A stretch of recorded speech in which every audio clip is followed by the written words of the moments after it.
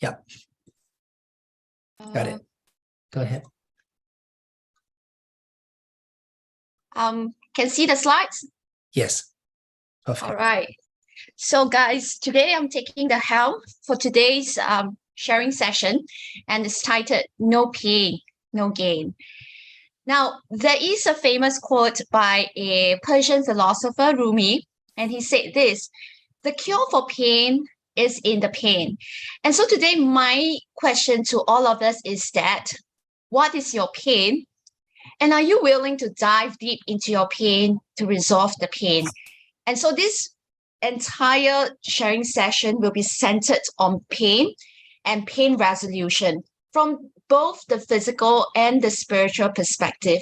Now, this is a very practical course. At the end of it, we will be doing some stretches and massage techniques to help you understand the physiology, the mechanics of pain. All right. So before we go into that practical part, please bear with me as we delve a little bit more in the philosophical and the theoretical aspect of pain. Now, pain is first and foremost, is a very personal experience, which means to say that depending on your childhood experiences, your psychosocial background, how you were raised, all these will influence how you perceive pain. So the concept of pain, we must understand it's going to be very different for each and every one of us. So for example, what is painful for someone may not be that painful for another person. And so when someone says that, okay, this experience, this event, this injury is very painful, we need to validate and affirm the pain, even though we may not be in the same shoes as the person.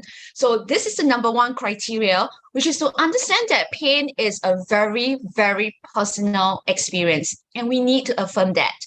Now, what encompasses this experience? Obviously, it is a very unpleasant experience. It is both physical as well as an emotional experience. So when we talk about sensations, especially if you deal a lot with people with chronic disability and chronic pain, typically they will delve into very deep details about how the pain is like. For example, in the healthcare system, the healthcare provider will ask the client or the patient, can you describe to me how your pain is like? And so the person will describe the pain as, okay, on a scale of 1 to 10, 10 being severe and 1 being very mild, my pain might be a 9 out of 10, excruciating pain, or 3 out of 10, mildly painful. So we can also use qualitative words to describe the pain. Is it a throbbing pain? Is it a piercing pain? A sharp pain? A tingling sensations? Basically, there are a huge variety of words to describe these physical sensations, which means to say that pain itself is very physical. It's not just a mental thing. There are actually physical mechanisms that drive the experience of pain. And of course, we all know that pain is also deeply emotional. So what are some of the words that we use to describe pain? We don't have to look too far. In the Bible itself, for example, we can see words like grieved, depressed, sobering. All these words are adjectives to describe a whole spectrum of negative emotions that relates to pain. And for example, even anger, even rage is an expression of pain itself. It's just that it is a different form from, say, for example, grief. All right. So if you are very well acquainted with human psychology, for example, anger is really an expression of loss. So usually we express loss as sadness, but do you know that anger itself is also a very profound expression of pain? So when someone expresses anger, it's not because he wants to feel angry at the situation. Usually there is a perceived sense of loss, like a loss of justice, a loss of self, that is related to earlier experiences that cause the person to view it as a profound sense of loss. And so that brings us to the last point. Now, pain usually is related to a loss. Now, it could be actual loss. For example, you burnt a finger, you sprained an ankle, and therefore at that point of time and space, you lost the function, the mobility of that body part. Or say, for example, a stroke patient lost the ability to eat. That is also an actual loss. How about perceived loss? Perceived loss may not be that evident in a situation, but in relationships, we all know that every now and then we get into arguments, we get into conflict. And that's because in that kind of situation, usually there's a misalignment of expectations. And because of that, one party actually feels a perceived loss of something. So say, for example, a husband absentmindedly forgot to clear the dishes. And the wife took huge offense at that. And she felt in that time and space a huge sense of loss, in the sense that she felt that the husband didn't love her enough to want to wash the dishes out of his own accord. So this is one example where in a conflict, the perceived loss becomes very evident in how the person expresses the feelings. And all these feelings are related to earlier experiences that affect that self-concept, and how you would feel you lost a part of yourself because of a threat, either actual or perceived threat. And so at this point in time, we are going to take a while to reflect on 3 questions. What is the most physically painful event that has ever happened to you? The second question is, what is the most emotionally painful event that has happened to you? Now, I would encourage all of us to take the time to jot down certain notes. Now, you do not need to write a long paragraph about it, but basically bring to your mind and reflect briefly what were these 2 different incidents. And once you identified these 2 separate incidents, you can move on to think a little bit more about the kind of sensations and emotions that you experience in these 2 events.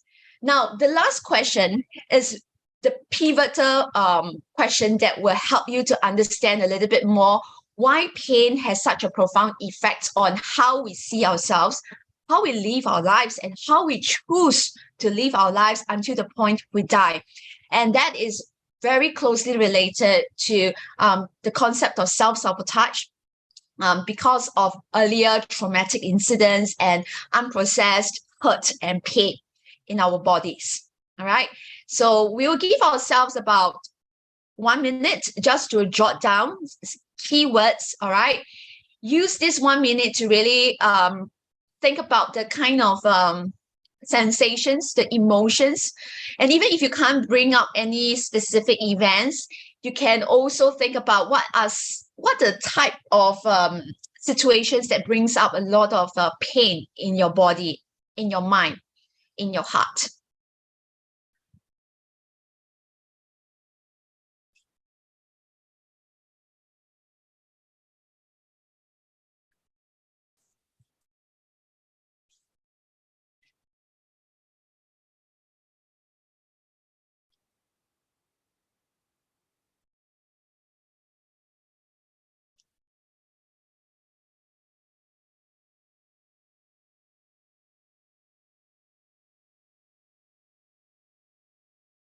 All right, we are left with the last 30 seconds.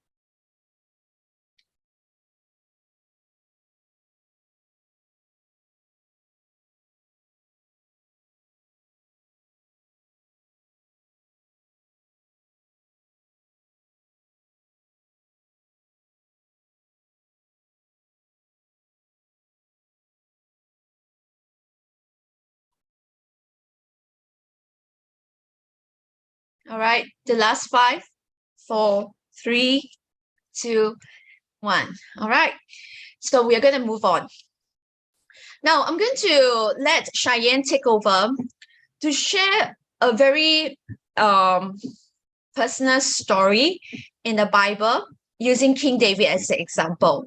Now, the reason why, in a very short while, you will understand from how we flesh out King David. Now, as you all know, King David is a very well-respected biblical figure in the Bible, to the point where sometimes it can be very easy to forget that he is also a human like us. So Cheyenne, can you take over to share a little bit more how King David is relevant to all of us in our lives?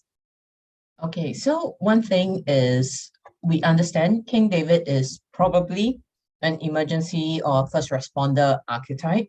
And the thing is, different archetypes respond to different pain differently. And allow me creative license. This is based on understanding of his era, understanding of his background. So let's see. When David grew up, he has a lot of brothers.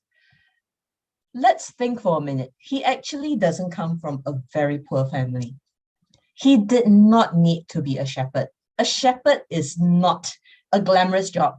For someone who is the grandson of Boaz, who is one of the richest person in town, well, I am pretty sure Jesse didn't do such a bad job, to the point where David needed the job of a shepherd to make ends meet. So for those who have families, children, let's take, for example, why is David a shepherd? The rest of his brothers were at home when Samuel visited. Could it be because David is a bit of an unwanted child in that sense? Maybe there were too many people in the house. Maybe he was a bit noisy. Maybe he was, being the youngest, people didn't really want him. Maybe he was a bit needy. But, well, we understand that from his perspective, he did feel rather unwanted because amongst all his siblings, he's the only one who got the job outside. Then, for his archetype, kind of seeing and knowing that you are unwanted, or maybe you're not as loved as your siblings, oh, that would hit hard. And it's not as if you can complain, you just see it happening before your eyes. And next, we go on to another part of David's life. So obviously, David, as a person, had God only to lean on.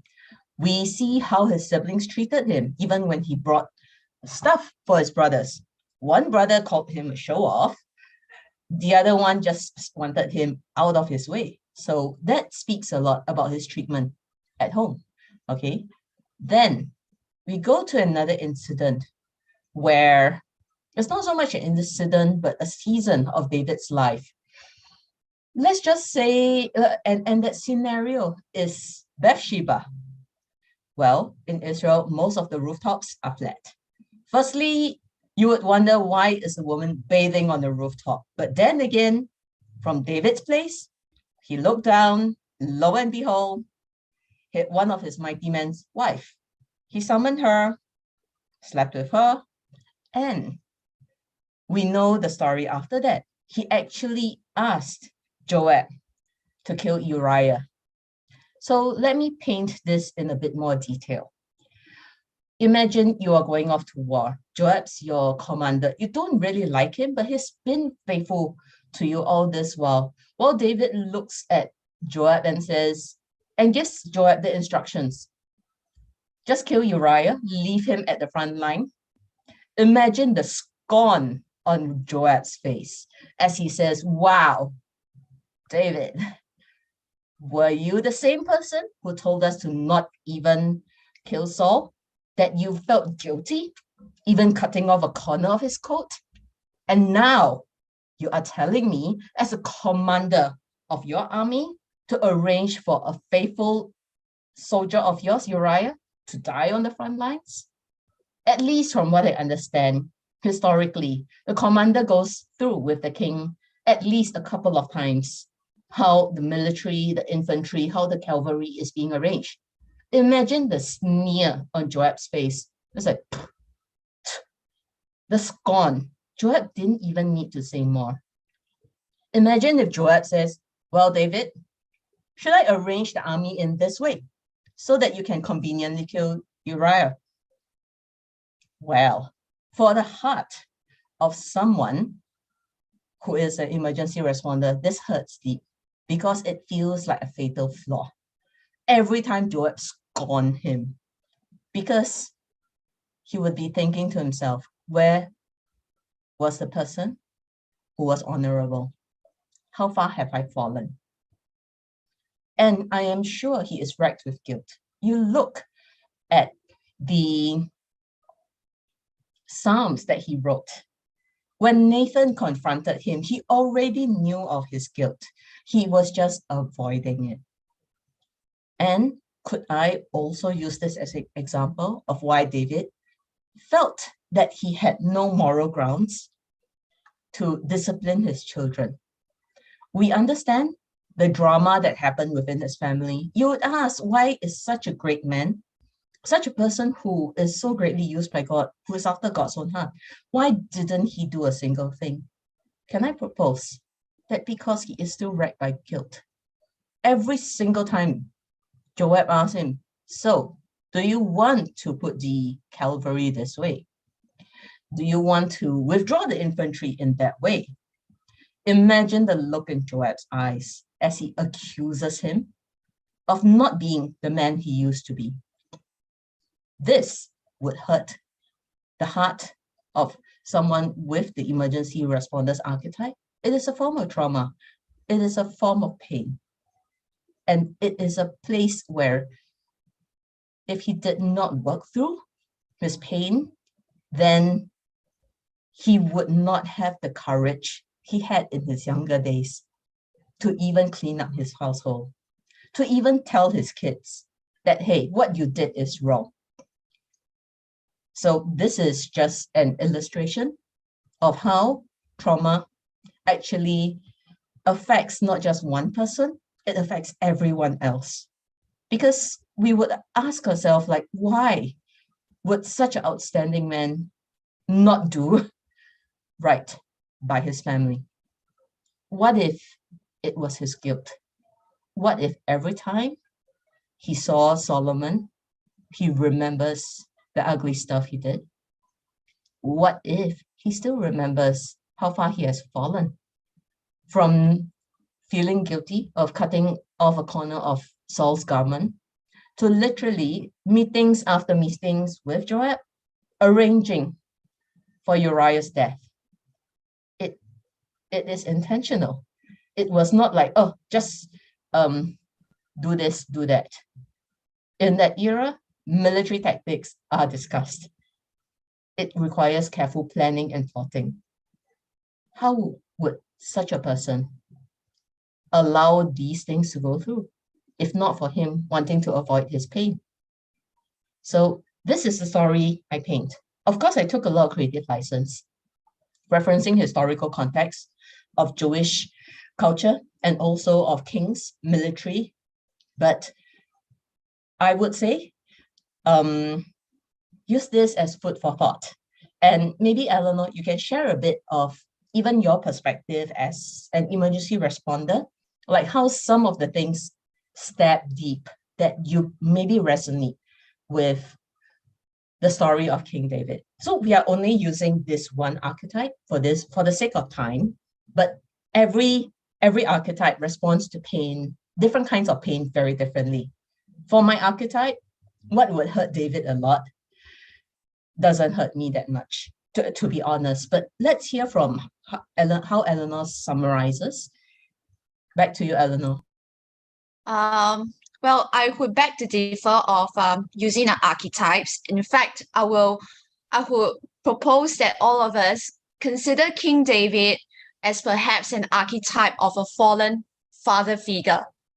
Now, if you look at culturally, in across cultures, societies in general, I mean, one of the biggest question is, why is it that with every generation we are seeing more crime, more dysfunctional families, more kids who come from broken families. And when you look at these kids with broken families, what are the chances of them turning out right? And when we look at the family unit by itself, it comprises the couple, the husband, the wife, the child or children. Now, the father figure or the husband is supposed to play the role of the leader in the family unit. Fundamentally, every society is built from families, right? And families are built by individuals. Each and every one of us contribute to the creation and the sustenance of every society that we live in. Now, what happens if the male authority figure in the household is so traumatized that he becomes a dysfunctional father figure? He becomes a dysfunctional leader in both the household as well as the community. Can you imagine what kind of repercussions that will have on the greater macroscopic view of society at large? Just think a little bit more. In your own social circle, do you encounter children who come from dysfunctional families whereby the father figure is noticeably absent or noticeably abusive or noticeably dysfunctional in how he relates to both his wife and his children? And what kind of effects does this have on the people around him besides the children? And so, although King David himself is one of the most outstanding figures in the Bible, he is not very far from a lot of father figures that we see in our daily lives. You can be very outstanding at your work, but in your personal lives, you screw up. You screw up because you do not know how to lead yourself in your emotions. You do not know how to lead yourself in an ethically and morally upright way. And because of that, your offspring, your legacy are profoundly affected because of your failure to take care of the most basic thing, which is yourself and how you impact the lives of people. So again, because we are talking about this in the context of Christianity, you realize that we are supposed to love our neighbors as how we love ourselves. If you cannot love yourself, how can you expect to love your neighbor? Because you don't even know how to love yourself. If you do not know how to love, how can you expect yourself to learn how to love another person? So essentially, King David is a very sobering story because he is a very realistic example of how someone can be professionally successful, but in his personal and family life, he fails miserably. And that is why we need to talk so much about the concept of pain and how you need to manage pain in your everyday life. And so this brings us to the next question. What happens when you're so used to pain that you don't feel pain? Have you ever been in such a situation before? Or have you ever met someone who is so numb to pain that pain is no longer a word in their lives because it is such a deeply embedded part of their existence that there's nothing more severe than pain itself, because their life itself is the verb pain. It is the noun pain, right? Now, you think of people like cutting, people who cut wrists, teenagers who cut wrists. Do you know why people cut their wrists? Do you know why people want to engage in self-harm even though they know it is hurtful to their bodies? It is because the things that are going on in their minds are so painful that it takes physical pain to take away the emotional pain. That's the psychological story behind wrist cutting that we see in youngsters these days, because they have nothing else other than to inflict more pain so that it deadens the pain that they are already feeling in their heart and soul. And now we will consider this question. Is not feeling pain a healthy or unhealthy phenomenon? Is pain itself a healthy or unhealthy phenomenon? Should we be avoiding pain or should we be embracing pain?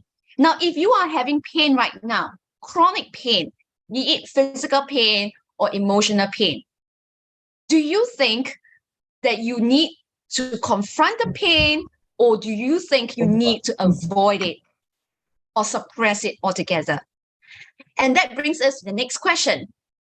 When you consider how common it is for people to numb their pain, all right, what are some of these common scenarios do you see?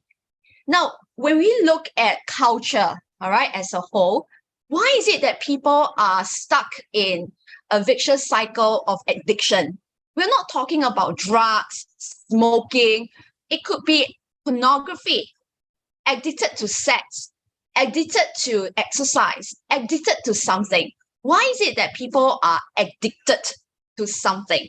Why? What are they trying to distract themselves or what are they trying to consume from the addiction? In a relationship, right, when you no longer feel pain, all right, because you're so used to the abuse in the relationship, what happens to the person that is constantly being abused? And how does that reflect in the life or the things that the person does outside of the relationship? Maybe, you have a friend who is stuck in a relationship with a very abusive husband or a partner. And how does this female friend behave outside of the relationship? These are deep questions, deep and difficult questions, but pain itself is everywhere. And so my question again in this slide is pain a healthy or unhealthy thing? Should we be embracing it or should we be suppressing it? Now, the most important thing, if you forgot everything that we share in this session, is that you can never escape pain, all right? No matter how you suppress it, your body actually remembers all the pain. Even if you are fetus inside your mother's womb, something happened. For example, the mother tried to abort the child, all right? But last minute, she decided that she wanted to keep the child. Now, do you think this is a painful stimulus to the child? Do you think that the child will remember the unprocessed, painful memory of that intended, the intention of being aborted? And how do you think that shows up or surfaces in the child's life when he or she grows up? Now, you might have read about stories of how kids survived abortions, right? Babies who are late in the trimester of the mother somehow manage to survive in spite of the mother aborting the child. And then they end up being adopted by another set of parents. Now, this itself is a very traumatizing event. And when you look at the pattern of these children, all right, what actually shows up? Is the kid normal? Is the kid healthy? How about a situation where a mother is constantly stressed because she is facing life-threatening events throughout her pregnancy? It could be in a war-torn country. It could be starvation situation, or it could be living in a very dangerous environment. What do you think actually happens to both the mother and child when she eventually delivers the baby? And that is why it is one part of this is one reason why we are seeing increasingly health problems, complex health problems in every younger generation, simply because of the broken world that we're living in. Every generation accumulates the amount of pain, and this pain gets transmitted from the parent to the child. And then when the child grows up, the child transmits the pain to the next generation, to the next generation, and to the next generation. And you might be asking, how does the body remember all these unprocessed pain? Even if you have no memory about it, how is it that our bodies are so remarkable that it can store and it can transfer the pain from one generation to the next generation? And the keyword is fascia. Now, fascia, if you work in the field of body work, broadly speaking, body work relates to the science of dealing with the human flesh, the muscles, the soft tissue. All right, you might be a massage therapist, you might be a physiotherapist, or you might be even a personal trainer like myself, or you might be a more well-informed healthcare professional, right? Fascia is a very complex meshwork of connective tissue that wraps around and holds everything together to give shape, structure, and stability to your body. All right. Now, if you see the figure on the right-hand side, this is a plastinated exhibition that's made from a real cadaver. Right. So this is an actual human body that is dead, but is now filled with plastic to showcase a particular body part. And this white substance, this covering that you're seeing, it's fascia. Fascia is that thin white layer that you see covering your chicken breast, for example, right? It is what holds your organs together in the right places. It is what holds your joints, your bones in the right places so that your joints don't go in a crooked direction. It is what allows your entire ecosystem, all right, for lack of better word, all right, the ecosystem of your organs, your nerves, your muscles, your blood vessels, all right, all connected and held in place throughout your entire lifetime. So if you can imagine how intricate the fascia is, then you will understand how is it that why something that is traumatizing to one body part can be because of a very painful memory that's lodged deep in your body. So the mind-body connection is a real thing. It's not a spiritual or an imagined thing at all. In fact, it is real simply because fascia contains every single part of your physical being. And in this case, I will highlight the nerves, all right? The nerves are the ones that fire signals from your sensory organs like your eyes, your nose, your skin. They send signals to not just your brain, but to the rest of your body. When you feel a fluttery sensation, butterflies in your stomach, you are not imagining things. It is really the nerves that are in your gut. They're sending signals to your brain so that you become conscious of that fluttering sensation when you see your crush or an eye candy.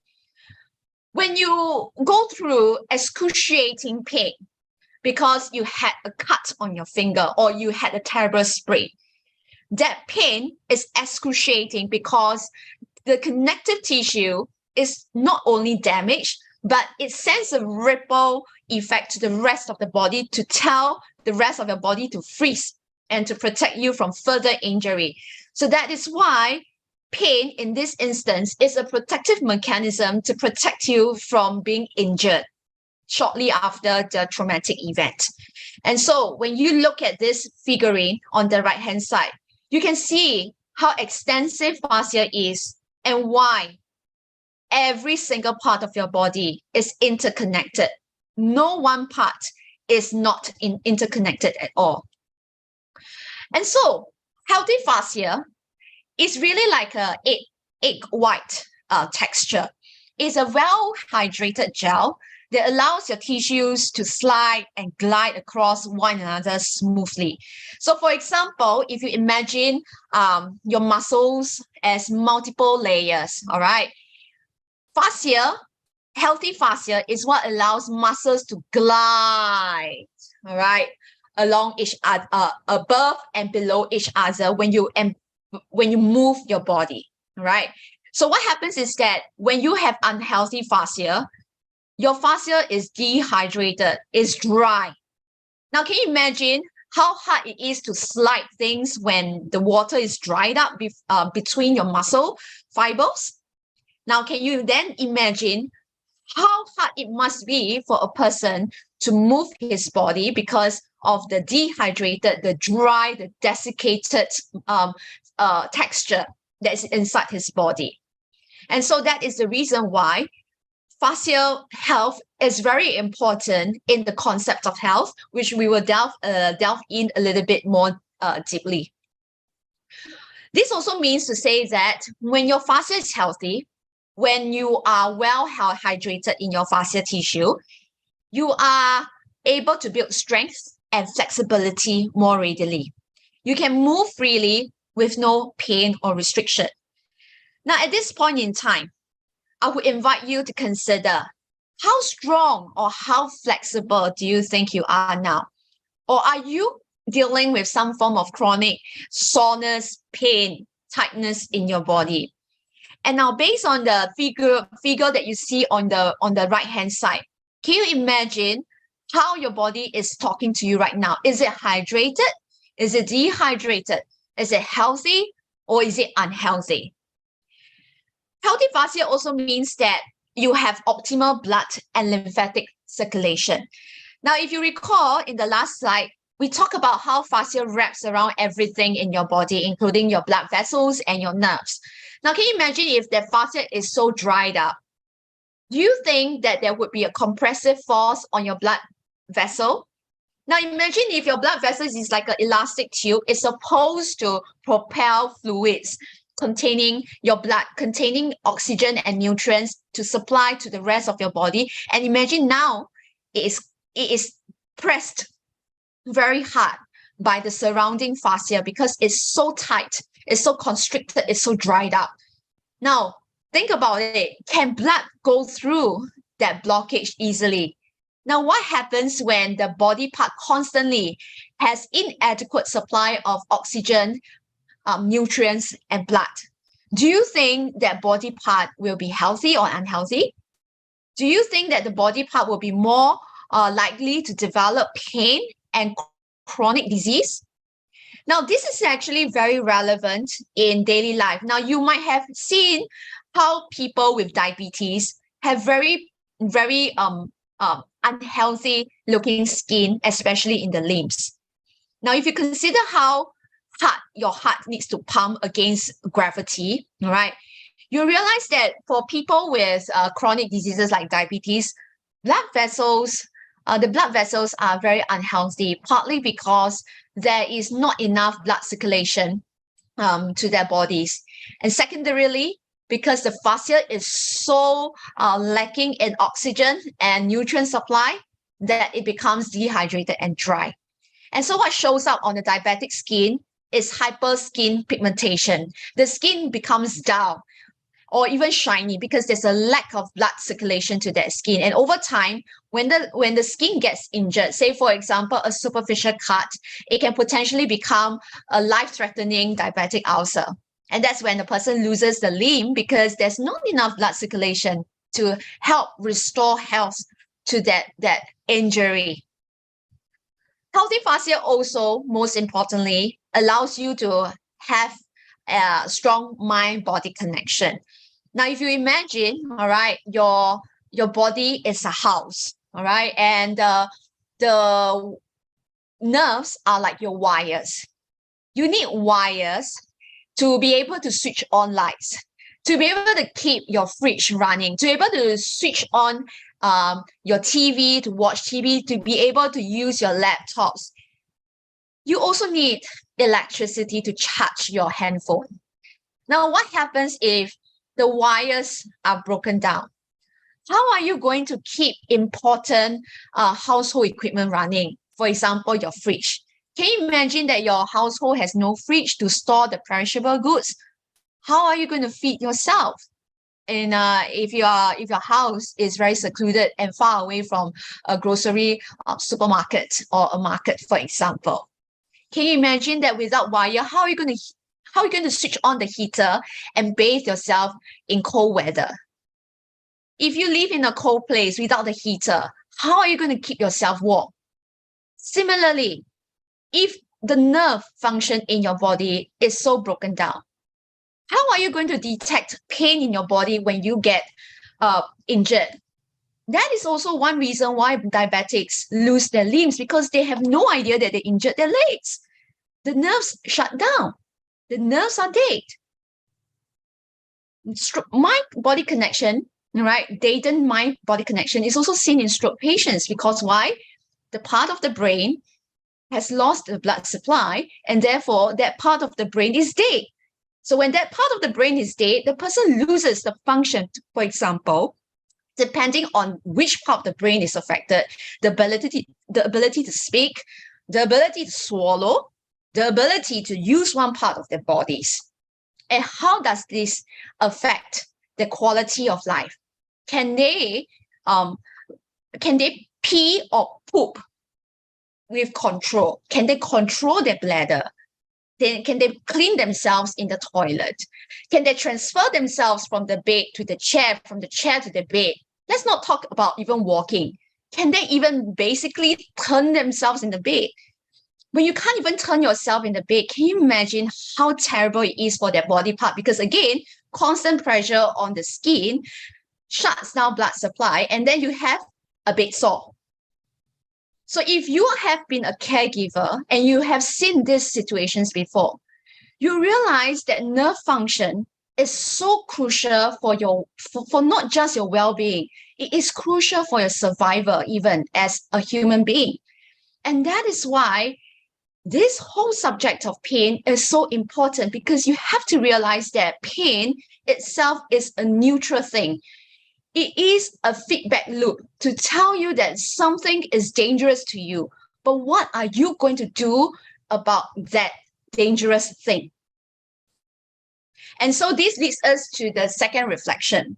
What does it mean to you to be able to move freely without pain or restriction? So for example, if you are dealing with some form of chronic pain, how has that chronic pain affected your daily life? How has it affected your being able to lead the life that you want, to be the mother, the father, the caregiver, the whatever role that you're playing in your life right now? How has the ability to how has the loss of ability to move well affected your role and your responsibility? And what does it mean to you to have optimal blood circulation? Are you struggling with poor blood circulation? How has that affected you? And what does it mean to you to have a strong, healthy, robust mind-body connection? What does having mind-body connection mean to you? So you please feel free to jot down all the keywords, because all these will be helpful for you to form your own conclusion about the subject of pain today. All right, let's move on. Now, let's consider this.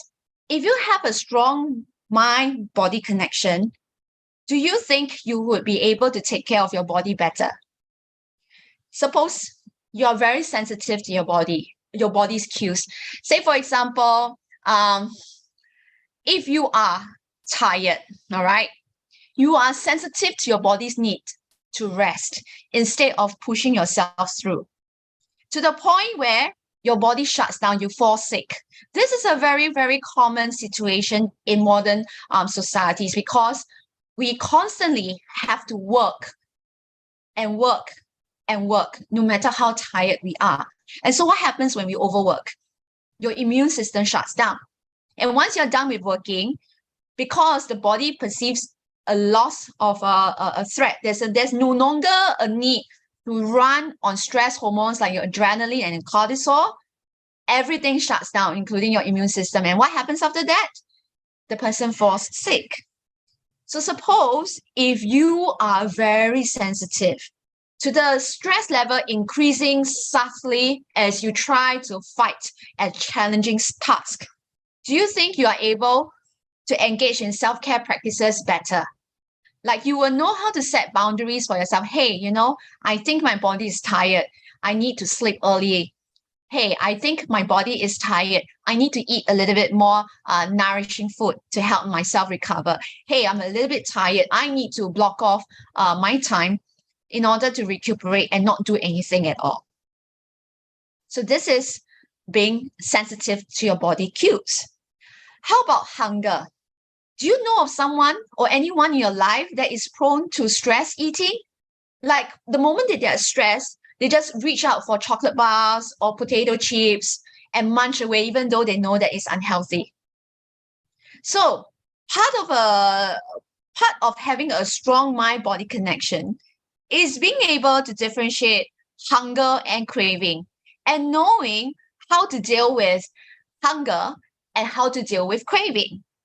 So suppose your first instinct of feeling hunger is just dive straight for food without checking whether this is a craving or this is hunger. Do you think that the person is more prone to developing obesity issues and blood sugar related issues like pre-diabetes and diabetes itself? These are very, very common examples that we see in both the healthcare as well as the wellness industry settings. And you would definitely meet one or two people who are struggling this yourself. And hey, you might be even struggling this yourself because you're so disconnected with what your body is telling you. And so conversely, do you think that being able to take care of your body better helps you to heal from not just physical pain, but emotional pain as well? Now, in the Christian circle, unfortunately, it is very common for us to just focus on the spiritual aspect of pain. Hey, you know, this is a trial and tribulation that we need to go through because we have certain flaws that we need to overcome. But have you ever considered the fact that sometimes pain resolution can be very, very common sense? Like if you are dealing with an illness, for example, like a flu, right? The first thing that you reach for, you want to do is to rest, right? Because you need your immune system to build up to overcome the germ. Would you consider that, oh yeah, the flu is something that is given to me because, you know, I didn't take care of myself well, or I deserve that flu? Do you even go down that route? If you don't, then clearly, all right, a lot of things in life are very common sense. It's like when there is pain, if you burn your finger, you remove your finger from the source of the burn. You remove your finger from the fire and you tend to the burn. You don't try to spiritualize, oh, you know, you have to pray over the burn and blah, blah, blah, blah, blah. No. Objectively troubleshoot what might be my body telling me when it's going through pain. If I am having this issue, what are the things that I'm not doing enough to help my body feel strong and resilient and to be able to start healing on its own? Because if you agree that health is a birthright, then what is it that we are not giving our body so that the birthright is preserved, is stewarded, and that we are able to function in our daily lives with that birthright of health? And so this brings us to the next question. How then do we restore and maintain fascial health?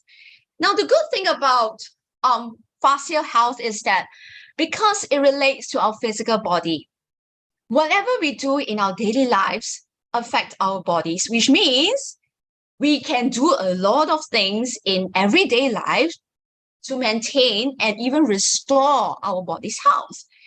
And the top 3 things that I'll be sharing today are massage, stretching, and mind body integrated exercises using body weight. Now, some of these body weight exercises might look similar to yoga, Tai Chi, Qigong, Pilates.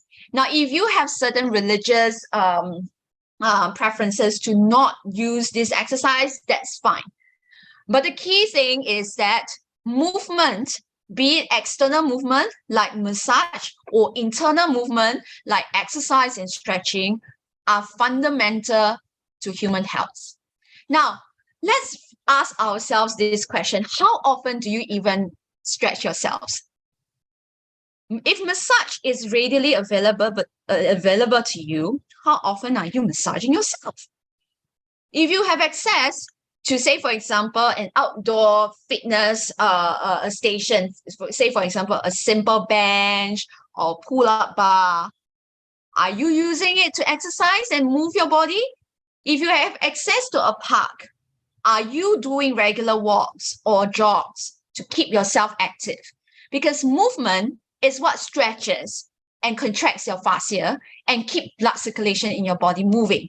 And does it make sense that if you are constantly sitting without moving, that things get stagnated inside your blood vessels, inside your muscles, inside your connective tissue, and everything gets stuck in that seated forward hunch position? And do you reckon that a constantly hunched over posture is healthy for the body? Do you think that being constantly hunched over will be good for breathing because you're hunched over? Do you think that your chest can expand and contract readily? Or do you think that in a hunch position, the person is more likely to develop issues related to a lack of oxygen, like pain in the neck and shoulders, digestive issues because there's a lack of blood circulation to the digestive organs, or even reproductive organs for the matter? Do you think that if you stay sedentary, that things get stuck in your legs, and so you get blood circulation issues like varicose veins, which is very common in ladies? So movement, be it external movement like massage or internal movement like stretching and doing simple bodyweight exercises, are fundamental to human health. And if you're not doing it, could you consider taking on one modality and start experiencing for yourself the positive changes that it can bring to your body? Now, of course, which is beyond the scope of today's sharing, is eating healthy. Because after all, if your body is built from raw material of your food, would you feed your food with ramen noodles, for example? Would you really feed your body with highly processed food and expect it to be healthy throughout your life? If your answer is no, and you are eating unhealthy food, what is causing you or what is preventing you from adopting healthier eating habits, for example? And of course, importantly, psychological self-work, which is related to what we have been covering in the first two sharing sessions. Now, if you recall, fascia wraps around your nerves. Can you imagine that because you did not resolve your trauma and all your trauma is stuck in your body, do you think your body will keep on storing and accumulating unprocessed pain? And eventually the unprocessed pain explodes into a chronic disease that you never expected. Do you know that, for example, autoimmune disorders and even chronic conditions like cancer are related to unresolved trauma? This is how profound unprocessed trauma can be on human health. And that is why a cornerstone of your physical health is very closely related to how you see yourself, how you see life around you, how you see the world. Because the healthier your self-concept is, the healthier you are able to handle your emotions and handle relationships, the healthier you are in navigating the trials and tribulations of human life, the more resilient your body is, because you are no longer subjecting it to daily high levels of stress. And that's why fundamentally, when we talk about human health, we're really talking about resilience, because the more resilient you are, right, it's not that there is no adversity or hardship in life. It's more of like how well you're able to bounce back from every challenge that matters a lot in your triumph or your victory of human life. And that boils down very, very fundamentally how well you take care of your mind, your body, as well as your spirit. And so that brings us to the last part of today's sharing, whereby we are going to explore this question. If your upper body has a voice right now, what message will it tell you? All right. So you can close your eyes briefly and scan how your upper body is feeling like now. First of all, notice your posture. Are you hunched over or are you upright? Next, notice the neck, the shoulder muscles, your arms, your fingers even, your chest, your tummy. What is the dominant sensation that you are feeling right now? Even rumbling noises in your gut is a form of sensation. It is close to the upper part of your body. So if it has a voice right now, what does it want to tell you? And so once you have that vague sense of what your upper body is trying to tell you, we are going to use massage and simple stretches to find out how much stress or tension you are storing in your body right now. So everyone, all right, you don't need much space to do that. You can even do that sitting down. Now, I'm going to highlight a little bit some of the things that you need to take a note of. Now, the first thing first, all right, we all have a collarbones here, all right? So when you touch, all right, your chest right now, all right, you'll be aware that there is a set of collarbones, both the left and the right side. And you also have the breastbone, all right? So if you can visualize, it's a T shape. It's a T shape. So your shoulders, all right, are like a hanger, right?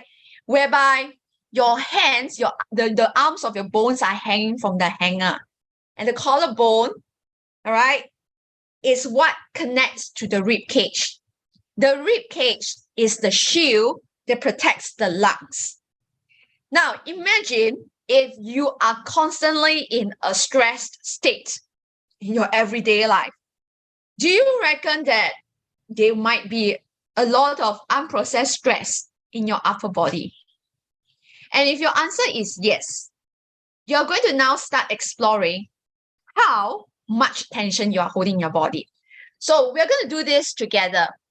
You're going to start off with the left side because this is where our heart is located. All right, so you're going to palpate the collarbone, all right? And then you're going to start kneading in, okay? And start feeling it. How does it feel when you knead it in? Is it a bruising kind of pain? Is it a dull throbbing pain? Start massaging it deeply. Now, if you start to feel very uncomfortable with the pain, you might want to stay with the pain a little while. Because what you're really doing now is kneading into the fascia that lies over your chest muscles. All right. And let me point out to you a very pertinent and a very common place where people store a lot of tension. It is the place where it's next to the upper arm. So essentially it's right next to your armpit. So when you press this part here, for example, all right, you can even go deep and try to squeeze. Does it feel painful or does it feel like a pressure? So I always like to use a very simple verbal scale. Is it mild? Is it moderate? Is it intense sensation? And if there's some kind of sensation, is it more like a pressure or is it more like a soreness or is it more like really bad pain, like a bruise kind? All right. So you're going to spend some time massaging it. All right. And then once you are satisfied, okay, with the left side, now you're going to move on to the right side. And then you're going to compare and contrast. How does it feel? Because if you are dominant on the right-hand side, the chances of you feeling more pain on the dominant side is also higher. So for example, I feel pain here because I'm a right-handed, I'm right-hand dominant. And so this is the area that I feel a lot of tension. And so do you feel the same way? And if you're left-handed, do you also feel that the left side tends to be more intense than the right? And if you could use a word to describe the sensation, how would you describe it? All right. And what is this sensation likely telling you? Is this tightness, soreness, or is it something more sinister? All right. Now, if you find that the massage is not so painful, but rather soothing, this itself is also a very, very good feedback.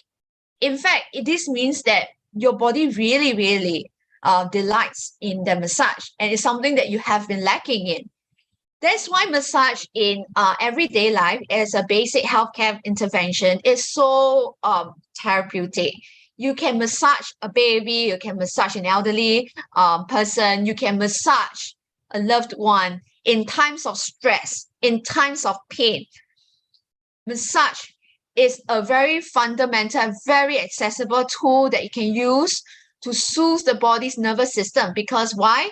When you gently press, when you gently knead your body, you are massaging the nerves that are wrapped around by your fascia.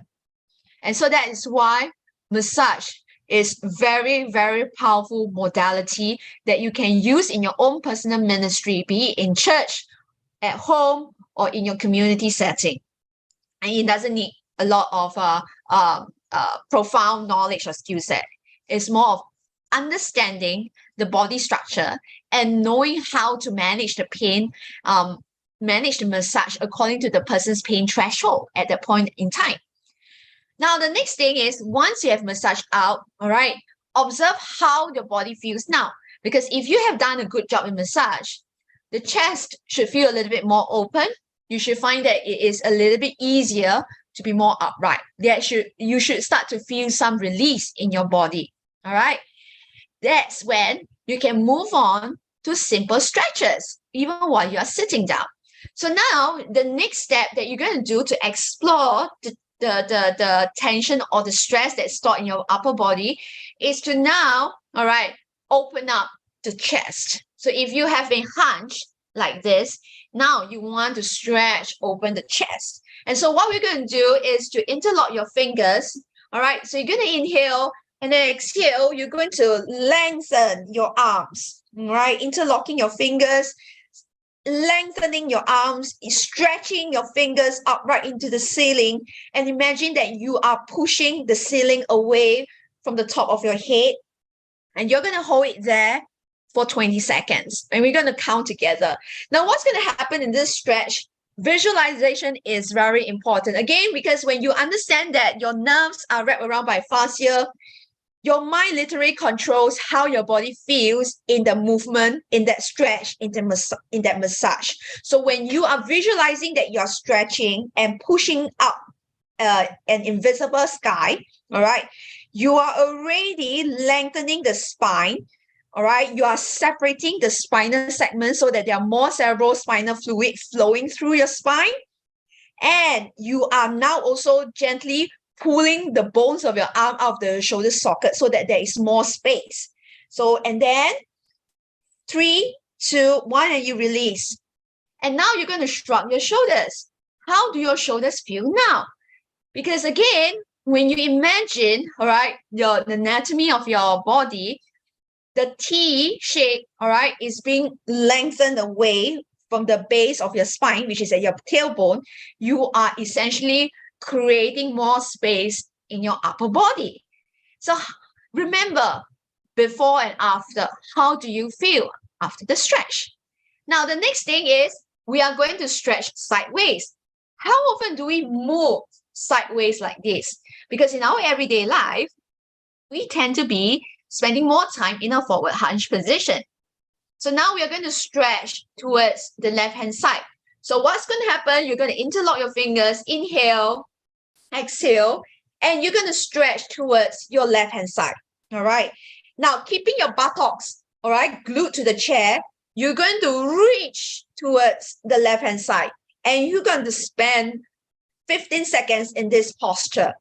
Hold it, all right. Spend time, all right, getting acquainted, getting familiar with the tension or the restriction that you feel in this position.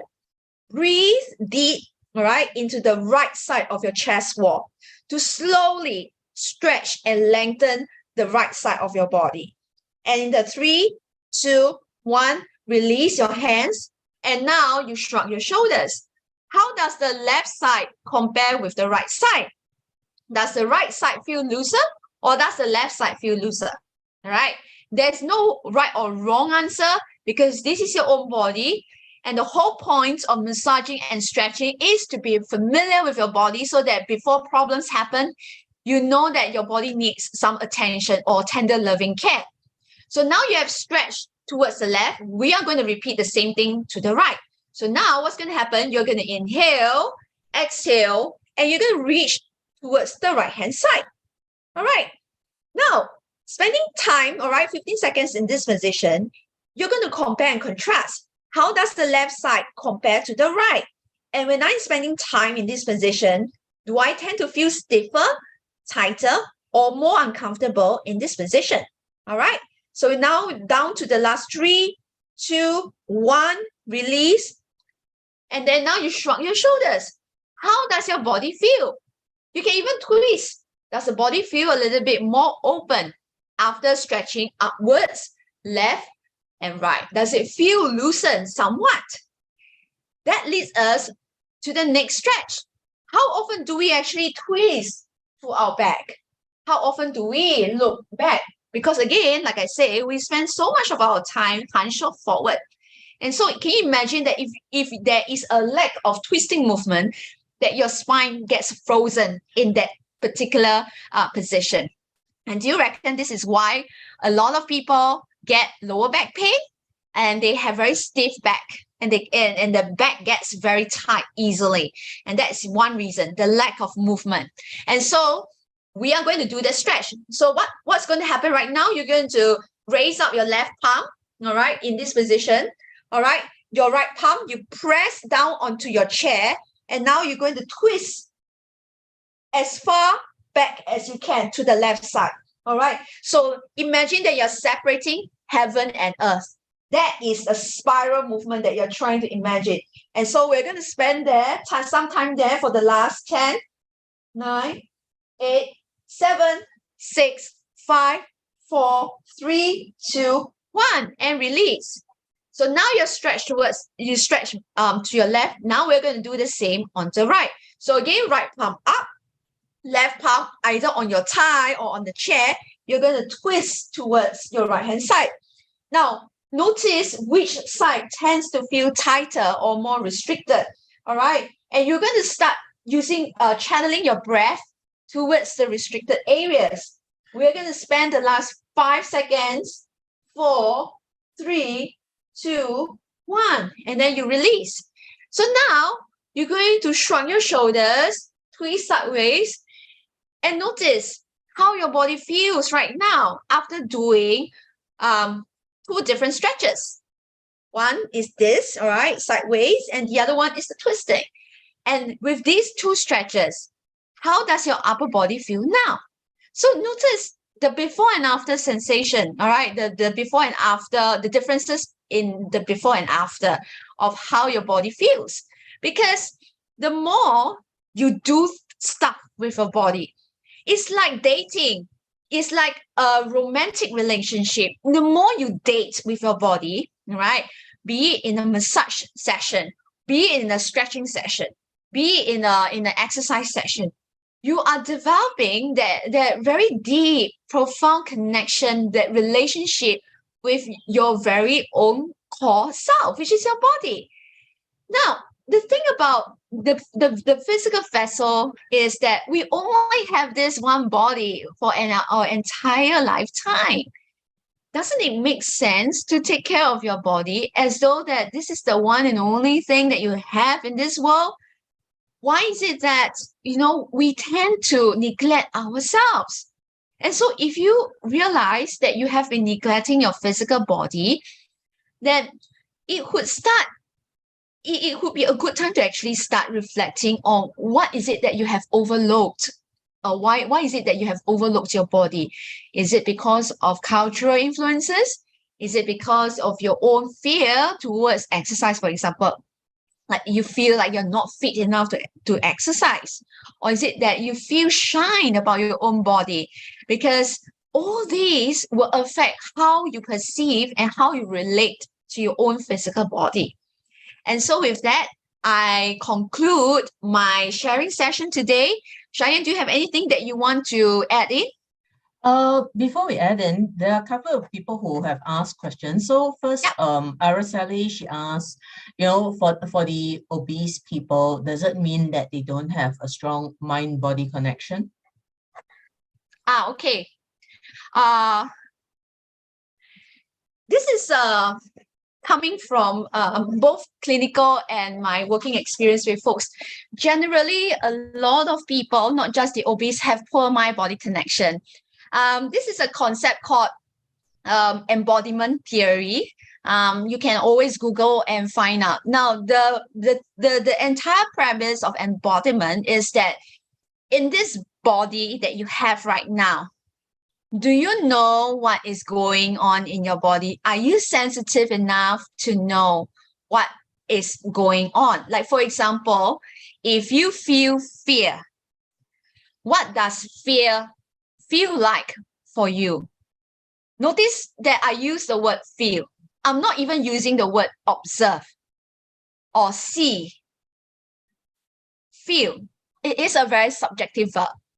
Now, the problem with the epidemic of poor mind-body connection is not just exclusive to the obese. It's actually epidemic, be it the thin and the overweight people, simply because, number one, we are surrounded by technology. Number two, we live in a culture that advocates the hustle, the hustle culture that you find or you get nothing. It is the all or nothing mindset that causes people to dissociate from their own body's needs. Why people overworked, and when they're overworked, they only know that they're overworked when they are burnt out. So that is the whole that's what you need to understand about the mind-body connection. Mind-body connection is also seen in how, when you exercise, do you know what muscles you are using? So again, it's not just obese. If you are unfit, all right, you can be skinny and unfit. So if you have never exercised your entire life, the chances of you having poor mind-body connection is also very high, because by the time you decide that you want to exercise, is usually because there's some kind of physical discomfort in your body. So even the shame of living in an overweight body is also very much a physical experience. Because if you recall, the very first reflection that I invited all of us to consider is, what kind of emotions and sensations do you recall yourself experiencing in that painful event? It could be an emotionally painful event or a physically painful event. So for example, all right, if you feel a sense of shame, that sense of shame can be that gut, that deep visceral feeling that you feel in your gut. Anger, when you feel anger, all right, how does the anger feel like in your body? Is this like a chest tightness, like a constricted feeling? Then does it now make sense to you? Why is it that, in dramas, we see how angry people some of them end up having a heart attack because of the chest constricted and pressing on the blood supply of the heart. So all these, all right, emotions have its own corresponding sensations, and it is not your imagination that you feel restricted, constricted, uncomfortable in certain body parts when you feel a particularly strong emotion. Is because this is your body's way of identifying with that emotion. Emotion, if you break down the word, it is energy in motion, emotion. So when you understand that, when you feel rage, which is a high intensity of anger, the chances of you feeling rage is not just that emotion itself. It's really a very physical, very visceral experience. Anyone who's been enraged on a deep level before can probably identify with that kind of physical sensation. Likewise for grief. Have you very, very traumatizing event where you experience such profound loss that it felt like your heart was broken? People can literally die from a broken heart. And that's not an imagined thing either, because why? Your body is so connected to your mind. When you feel so sad that your heart feels like it has shattered, it is a very physical experience. It's not just a mental thing. It is tied together. So again, just to consolidate and to answer the whole mind-body connection is not a thing that is exclusive to the obese. It is actually very common, much more common than you think. And the more unfit a person is, the chances of the person not being familiar with their body parts is even higher, because they have never even explored what it means to move that body part. If you have never met your partner, how can you fall in love with your partner, right? You cannot fall in love with a person you have never met before.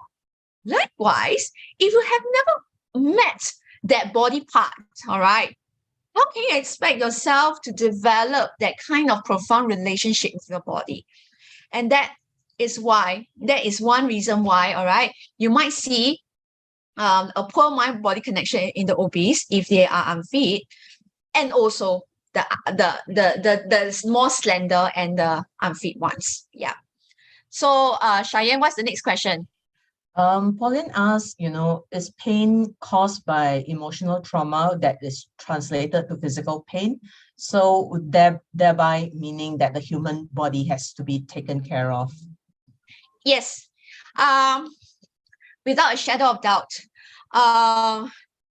emotional pain.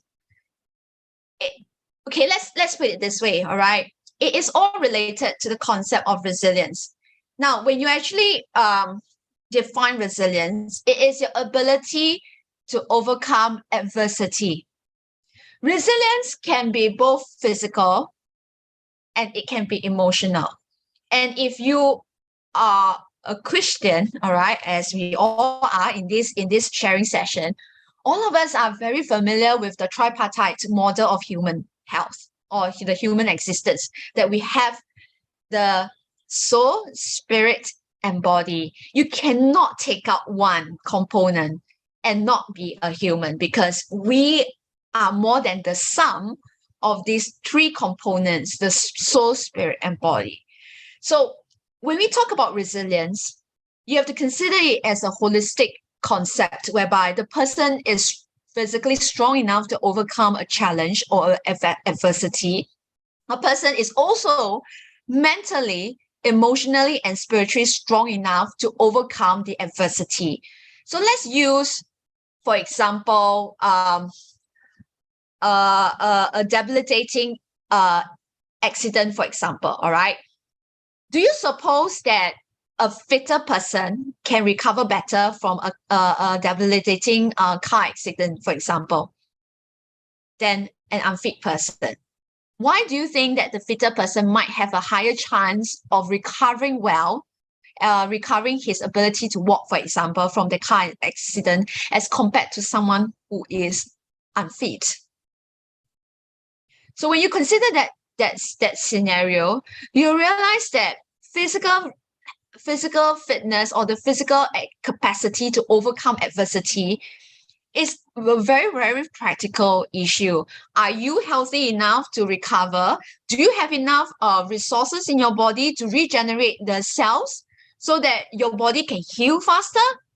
Do you have enough muscles to withstand the loss of muscle that comes when you lose the ability to walk temporarily?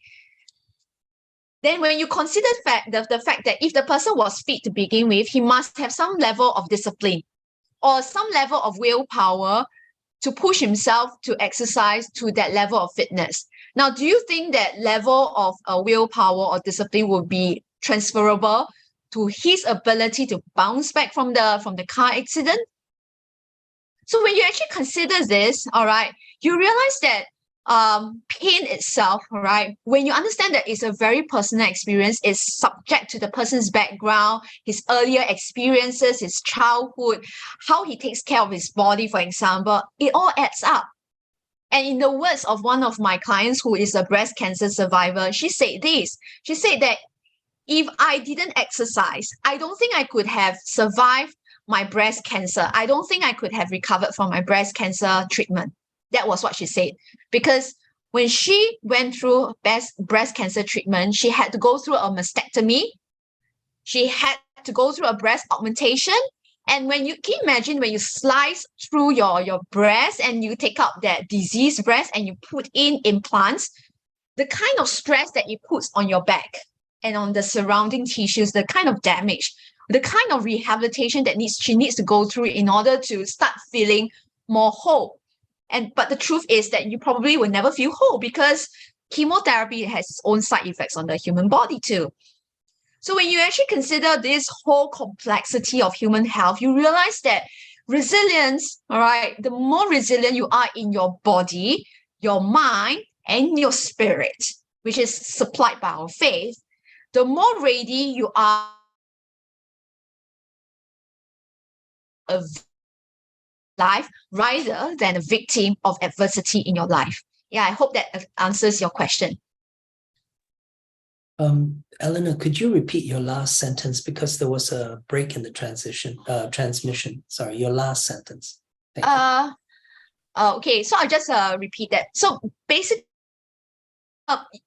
resilience is a holistic concept. The more resilient you are physically, all right, mentally, emotionally, and spiritually, because spiritual resilience also comes from our own faith, our sense of purpose in life. You are in overcoming the adversity in life and becoming than a victim. So that is why when you understand that resilience is a holistic concept, you can see why our younger generations may not be that resilient because, for example, in Singapore, right? I'll just use Singapore as an example. We are brought up in a very, very comfortable environment. A lot of things are taken care of by our government, by our parents. So if the child have the privilege of experiencing hardship and overcoming the hardship, physically, mentally, and even spiritually, by the time they reach adulthood, they might feel that they are ill-prepared. The sheer responsibility, the adversity brings, and that actually sends ripples of effects into society because we have adult kids. They have not matured into adults who are ready for parenthood, who are ready to take on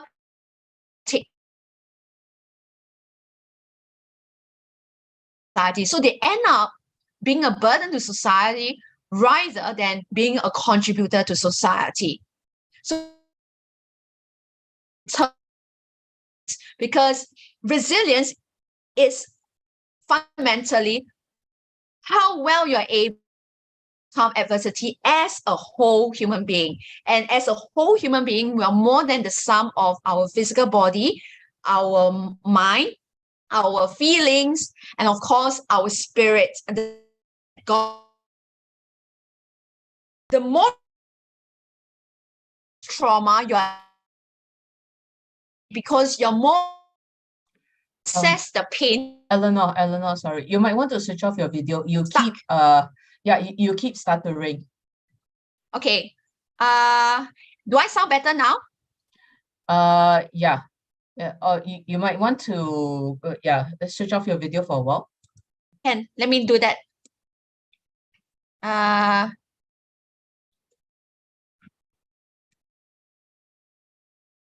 Is it better?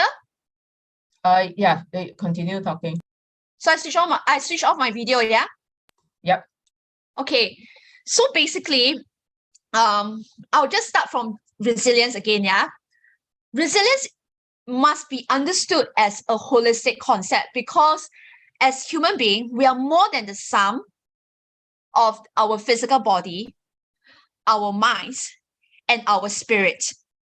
Because when you understand that we are more than the sum of these three parts, the more resilient you are, the less trauma you are going to store in your body. Because when something happens to you, you are able to bounce back from the adversity more readily than someone who is less equipped physically, mentally, and spiritually. And because you're able to bounce back and come back stronger, you are able to contribute meaningfully to society rather than being stuck in a dysfunctional or less evolved way of handling adult responsibilities, so to speak. So in Singapore context, for example, as with a lot of industrialized countries where we grow up in comfortable environment, we see that a lot in how younger people, because they were brought up in such comfortable lives as they were growing up, when by the time they become an adult, they are not ready to handle the sheer level of responsibility that adulthood brings. So that's why we see a lot of such individuals. On the surface, they look like an adult, but inside, they are like a child. They are unable to handle the kind of pressures that modern life brings on to an adult. So that is what you need to know about resilience, because resilience at the end of the day is about being able to overcome adversity and becoming a stronger and healthier individual because of that. All right. Great. What's the next question, Cheyenne? No more. So do you have any things to add? Yeah, just that we've been going on for, I think, an hour now and a half. Yes. Is that right? So just wondering whether some comments that we have, any of the observations that we have, and anyone like to comment on any topic that Elena and Cheyenne have brought up. Yeah, go ahead, Jacqueline. Hi, shalom, shalom. Thank you so much for the teaching today. Very interesting. Sorry, I came in a bit late. Correct me if I'm wrong, Eleanor. Any unresolved pain, in due time, it will catch up physically. Are you trying to say that means, meaning what I've learned from today is every pain that we experience, we should face it and settle it. Is that right? That's question one. Yes, you're right. Okay, question two. Okay, what you say come very timely. This afternoon, I had quite a tension meeting just now, just before today's session. I noticed of late, every time I feel something very tense, I feel my right arm very tense. I don't know how to solve this thing. Maybe this is the right time to ask this question. All right.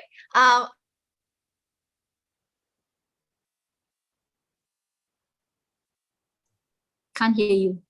Yeah, Eleanor, you froze. Okay, yeah, I closed the video. Okay, Jackie, you're right-handed, right? I'm left-handed. Okay, wait, let me connect my Wi-Fi, reconnect my Wi-Fi. Hang on.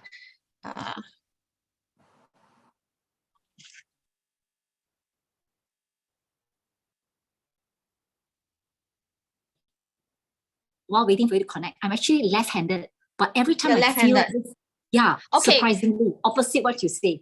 Clearer? Is it clearer now? I just Yeah, we can hear you. Okay. Basically, when you feel pain in your arm, right? You always want to look at your fingers, because when we are stressed, there's a tendency to want to clench fingers. Now, in order to test that hypothesis, you just need to massage out the forearm. More likely than not, all right, when you actually feel pain in the neck, there will be some tension in the forearms. And when you actually when you take the time to massage out even the fingers, you realize that even the palms might be storing tension as well. Now, if you think about it, all right, doesn't it make sense? We have a certain pattern or certain habits of holding on things, clenching things. And if we are constantly using gadgets, for example, our fingers, our arms tend to store a lot of tension. And because they are smaller muscles, and if we are not mindful of using our bigger core muscles, for example, to support our posture, all the stress gets transmitted to the smaller muscles, and past that threshold, it will spill over and you will start to feel it in the neck and the shoulder. So one of the things to resolve neck and shoulder pain is, besides targeting the chest, is to now revisit your fingers. Because, for example, even just the mere fact of stretching your fingers, all right, even like stretching out, you might already start to feel that there are some certain areas that are a little bit tight. Like when you stretch, all right, because how often we actually stretch our fingers, because most of the time we are clenching, either holding on to something, or when we are stressed, we are really clenching, like we really want to punch someone, right? So fundamentally, at the end of the day, when you deal with a recurrent pattern, most likely it is the problem that is not resolved yet. So for example, the stress, all right, the emotional stress that you are feeling is now becoming a recurrent pattern of showing up as a physical pain in a particular body part, simply because this is how your body wants to what it wants to do to deal with that emotional stress. So say, for example, if for example me, all right, I tend to get right-sided neck pain. And I know this very well is when I actually work beyond a certain limit, and because I tend to use a lot of force on my right side, I tend to feel that. But I also noticed that over the years, when I become more sensitive to my body, it's also a way of my body telling me that I am pushing myself too much, like I am overcommitting myself to more work than I want to. So because of that, you know, physically, when you work too much, you get that pain on the right hand side. Mentally, you may not be working physically hard, but because mentally you are dealing with the same kind of stress, that same kind of stressor actually elicit the same type of physical response. So the muscles will tighten up in that same pattern to replicate the response that your body needs to deal with that stress.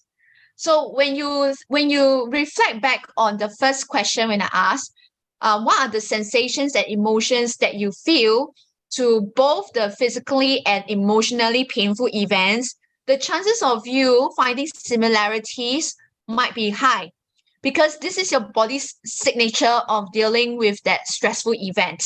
And therefore, until you deal with how you perceive that stressor, the pain will keep coming back.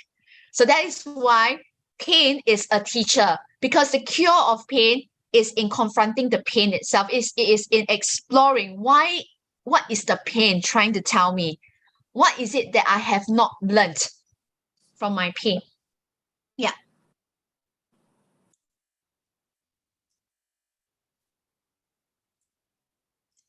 Very good. Thank you so much, Leonor. Thank you. Thank you. Yeah. Any other questions? Yeah. Yeah, please feel free to ask any questions. If not, then yeah, I'll just give a short summary of, not so much summary, but yeah, I'll just wrap this up and how this relates to not just self-leadership, but also the archetypes and all this. Any question? I can see in the chat that a lot of people are actually feeling guilty about not exercising. So that's a good start.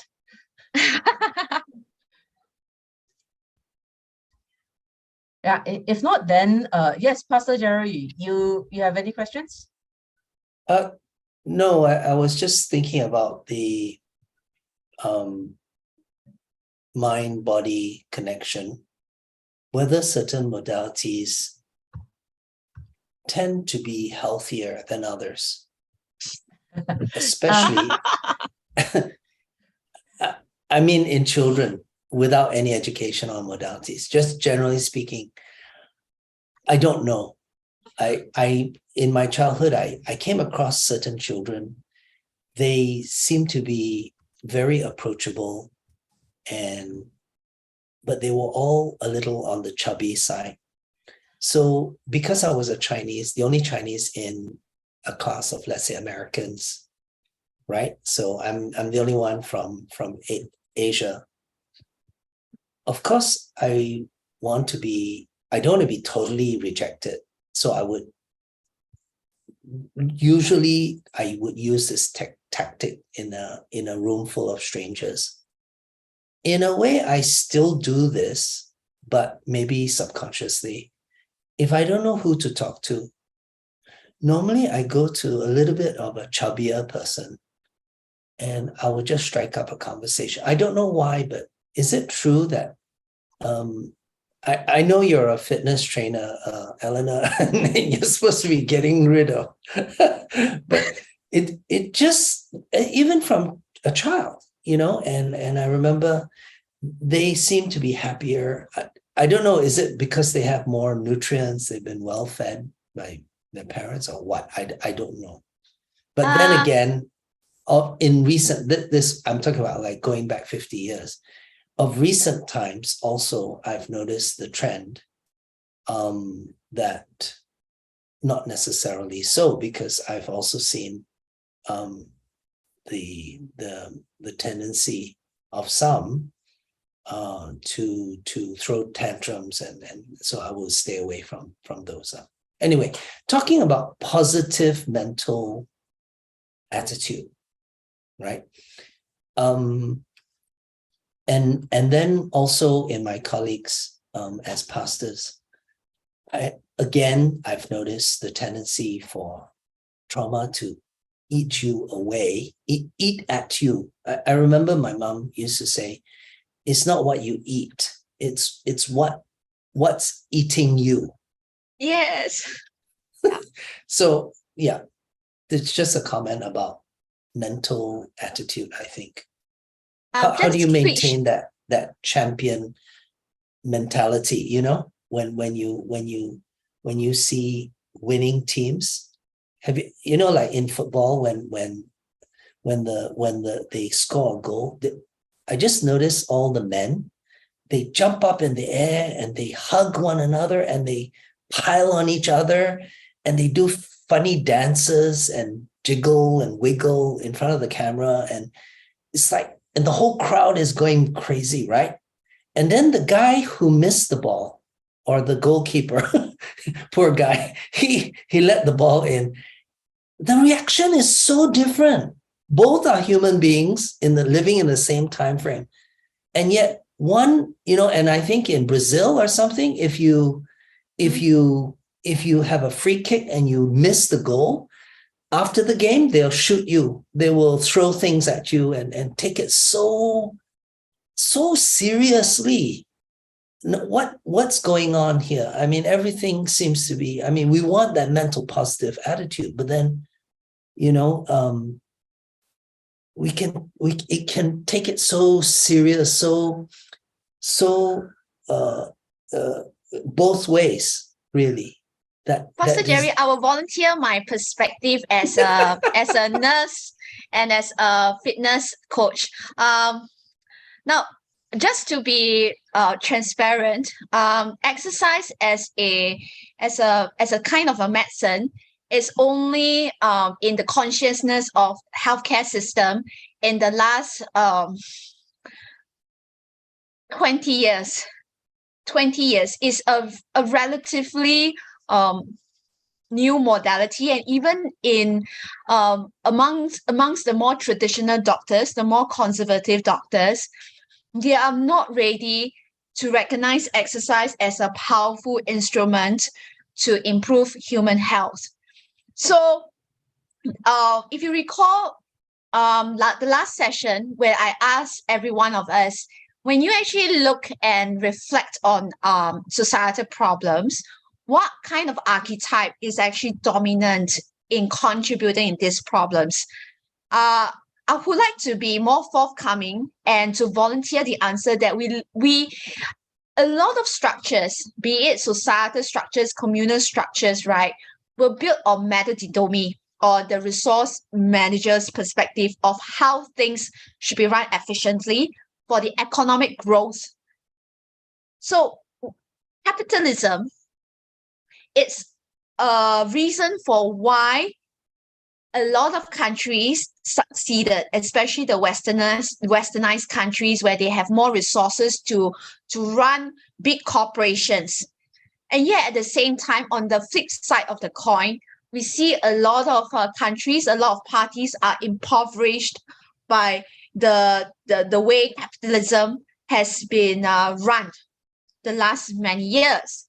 So when you consider how society has evolved or developed over the last many years, it has been at the expense of human health. So when we consider how in a culture that's very focused on economic growth, numerical growth, all right, absolute growth at all costs, then what kind of archetypes will be more likely to buy in the capitalist ideology?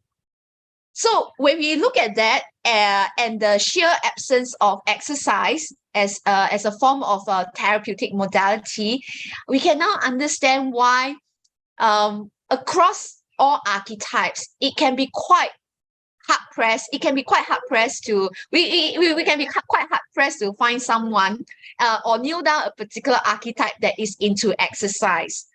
But of course, for me and Cheyenne, we tend to agree that decaniers tend to do a better job at it. And I am I'm an emergency responder who used to wear the technician hat, so I can understand that. But I want to reassure everyone that we grow up in a culture that wasn't so focused on exercise, especially in Asian cultures and the Asian countries in general. Besides Japan, we grow up thinking that success is really about the 5 C's. Success is really about making it, being able to earn a decent income and being able to settle down, raise kids. It was not part of our cultural consciousness to consider exercise as a important or integral part of our daily lives, let alone well-being. And in fact, well-being, if we talk about our individual well-being, it might sound even foreign because we are supposed to take care of people. Why should you be taking care of ourselves? So there's a lot of cultural issues that we need to navigate when we look at exercise, because at the end of the day, the problems that we are seeing now is a product of the earlier era. The hyper focus, for example, on economic growth at the expense of individual health is now eating us, literally. Not just in the older generation, but also the younger generation. And unless the younger generation is willing to overhaul the old paradigm of working and living, they might find it increasingly harder to thrive as an adult human being, which is what we see in our peers who are struggling to survive rather than to thrive, and even in the younger generation Z. So to answer your question, Pastor Jerry, is that it's a very complex issue why so many people are unhealthy and unfit. I don't blame the individual. In fact, I look at it as a complex societal issue that now with more knowledge, we are better equipped to help ourselves and other people to take care of ourselves better, to fill our cups better, so that we can give back better. And so for example, even Cheyenne can attest to it. She calls herself the ultimate a slop. Like as compared to me, she can just coop up in the room the entire day. But Cheyenne has started exercising, right, Cheyenne? Yes, for as context a- of how bad it is, if I am on my off days, I literally only get up from the bed to go to the toilet. I don't even bother eating. So, yes, and I have even experienced oncoming like potential bed sores because I have not moved from the bed so long. So, So Cheyenne, can you share with the rest what's your exercise routine now? Because for me, right, my encouragement to everyone is that your exercise routine doesn't need to be the same as the fitness influencer. It must serve its purpose in your life for your very reason of living, you see. It's a very personal journey. So Cheyenne, what's your exercise routine like? now I try to do at like even if I skip only one day, I climb up 30 flights of stairs almost every day. I do the horse stance in the bathroom while showering. So therefore, sometimes I forget to wash off the shampoo, but I mean, it works for me. I do stretches. I do some planking or I mean, I just need to be fit enough to do my mission on earth. In all honesty, I'm still not a fan of exercise. If not, I need to entertain myself, listen to music, podcasts, and all this. Honestly, I'm not a fan. None of my shoes are fans of exercises. So yes, I do my best to just to be fit enough to not have like random things dropping off because I have joint hyperflexibility. So if I apply too much pressure, I literally get dislocation. So I just need to be healthy enough to not be a nuisance to myself and the society at large and still be able to do what I need to do and not spend like, not proud of it, but that's my natural inclination. I'm not sure if other like scientists or profiteer archetypes are as lazy as me, but I prefer mental gymnastics as compared to physical gymnastics. Not a fan. I still trip on myself. So even at age 40, I still trip on myself. So yeah. Okay, can I just interject here? Anybody else have any thoughts about the concept of fascial or fascia that Eleanor brought up? Anyone who is facing personal pain or pain in the family, or you know of someone who is going through some traumatic, and does that concept of the fascia trauma bear any how does it resonate with you? Anyone wanted to comment on that? Can I just share something? Okay, way back in my early years, around Eleanor's age, when I had problems, I think it's fascia, like she said, you know, and because I went to the gym for health reasons, the pain actually completely disappeared. And not only that, it got me into a healthy regime of proper stretching, exercise. And as a Christian then, I mean, without overdoing it, but it was like 3 hours a day and everything was healthy. And if you go by the Cooper's test, it was like super excellence. No, I know I'm not that young anymore. Okay. And I just want to ask Eleanor that when we age, there will definitely be different changes in our body. And I have friends who have actually been very active, but they start getting injured because they still do certain exercises. Yes. So how would you, I mean, I think it will take another session. I mean, briefly, we need help along that line, yeah. Briefly to answer your question, you're right to observe that as we age, the fascial texture, the integrity will also change. Now, in Chinese wisdom, even in the martial arts, because I'm in the journey of learning Chinese martial arts myself, there is this saying that you only build muscle up to your 40. Thereafter, you don't even bother trying too hard. You should focus on maintaining what you built in the last 30 to 40 years of your life. So for me, I am very pragmatic, where I do have a large number of middle-aged clients who are looking to lose weight. But I tell them that, hey, you know what? Look, these are the cards that are stacked against you. You want to lose weight? You got to consider how much resources you have to overcome and at what cost. Because exercising the wrong way can really do more harm than good. And you're right. A lot of the methodologies that conventional fitness experts propagate, at least in the mainstream media, are not suitable for a lot of people, simply because a lot of us have not been exposed to that kind of exercise before. So when you go into that kind of context, without understanding your body's current situation, what it needs, you really can injure yourself. So to answer your question, as you grow older, your body needs do change. The type of exercises you do definitely will become gentler.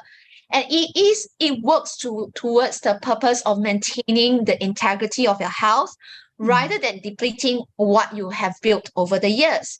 And in fact, I always an advocate. That makes me stand out as an unconventional personal trainer, because I advocate exercising for health rather than for fitness.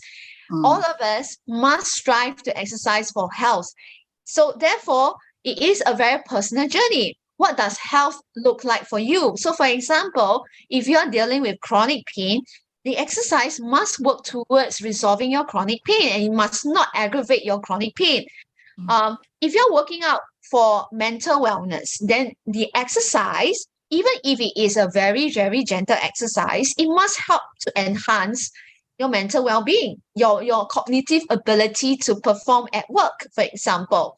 And that must apply even if you are in your 50s and 60s. It cannot be at the expense of your health. So when we understand that it must add to your health, or at the very bare minimum maintain your health, then exercise definitely will change. It is a constant flux. Even for a young person, all right, you might be, a very fit athlete. But say, for example, you are going to become a parent, or you just become a parent. Can we expect the person reasonably to maintain the same level of fitness routine before the child came? No, because when you become a parent, you have to deal with so many disruptions. Disruptions in sleep, disruptions in work, disruptions in your day schedule. How depleted would your body be? Can it be healthy for a parent to take on such a stressful exercise routine? No. So therefore, when we understand that health is really the fundamental possession that we have, our birthright, that everything that we do needs to add to health, including exercise. If exercise takes away health, then the exercise is not serving its purpose. It is detrimental to you. Yep. Thank you so much. Thank you. Need to rest, Okay. actually. I just Rest what is I- important. Hi, Okay. I want to share. For me, I exercise. I do a minimum of 10,000 steps a day. Nothing so stressful to the body, but at least keep the metabolism up, blood circulation. And then I do 30 minutes. I just switch on to a video. I follow, example like a Joanna So or whatever. I just do it at home, fill in the blanks. 30 minutes, 3 times a week. I'm still the same weight when I was 20 years old, and perimeter wise. Blood test all normal like a 20-year-old, despite I'm already 52. So I just keep it simple, like what Eleanor says, functional. So I don't have any major illness. Visceral fat is 4. So I just keep it simple, functional, like what Sayan say, fill in the blanks. Sometimes I've got time, 11 o'clock, I'll do it. Sometimes 3 p.m., I've got no appointment, I just fill in the blanks. And if I'm really busy for 3 days, I'll catch up when I'm not busy. Yeah, I intentionally find time to fill in the blanks. Yeah, thanks. Thanks for sharing, Jacqueline. That is very practical. Functional is the word. It must serve its purpose in your life. Yeah, so there's a question Araceli asked, but I'm not sure I understand. But she says, mind-body sensitivity is in what modality? Is it kinesthetic? Araceli, do you want to like unmute and ask, Eleanor?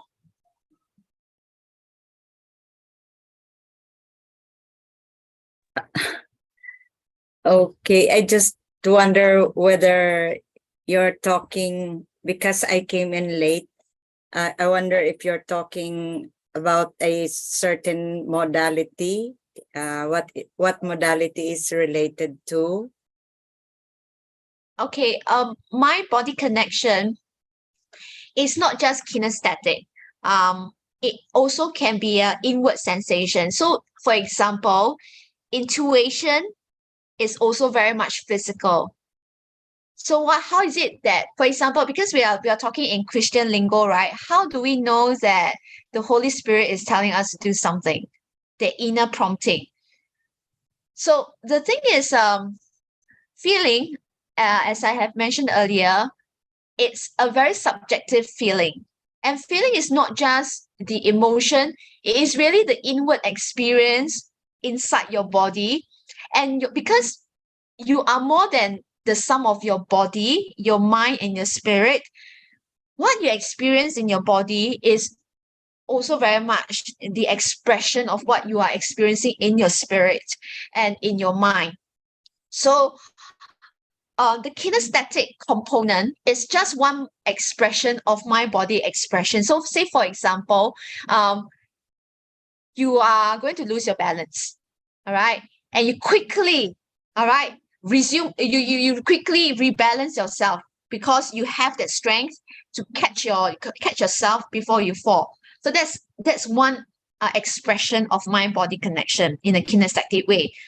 Another kinesthetic expression of mind body expression is for example, you look at ballerinas, right? How poised they are and how graceful they are when they dance. They can look so strong yet so graceful.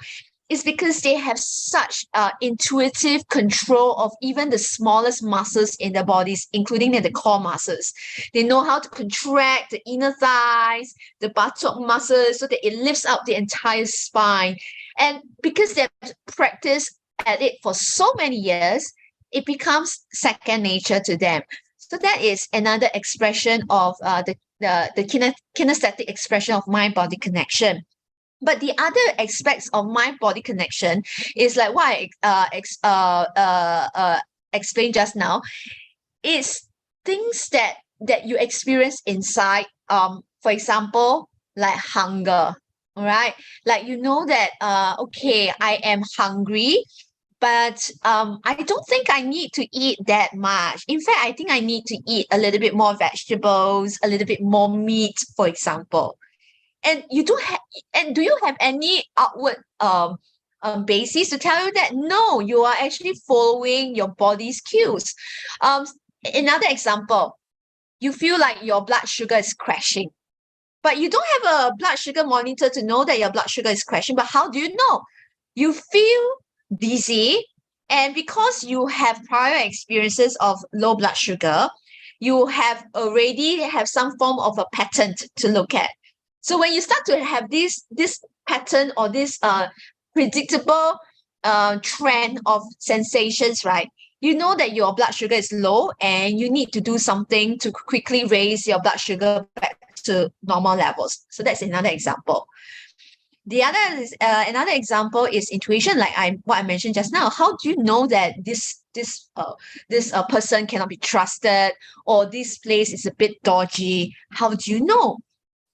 When you say you feel that this person cannot be trusted, it's not just the feeling, you know, they are really a sensation of lack of security.